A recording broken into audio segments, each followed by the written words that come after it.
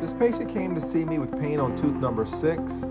You can see that he had a deep restoration, and also if you look closely you can see there's an internal resorptive defect and an area of infection at the apex. So we did a limited field of view 3D CBCT. We did not see a crack on this tooth, but we noticed how large that area of his infection was on the apex, and also on tooth number 7 there's a lesion there as well, but tooth number 7 was asymptomatic at the time. So as we look around, we are looking to see if there are any other defects in this tooth.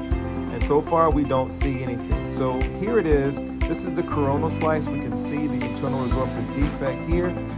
And also on the sagittal slice, we can see it as well. So we decided to do this in one visit, use Triton all-in-one as our irrigation solution, and we activated it with the NaOCl unit by Vista Apex. And this is how powerful this unit is. It really gets in there and cleans things out very nicely.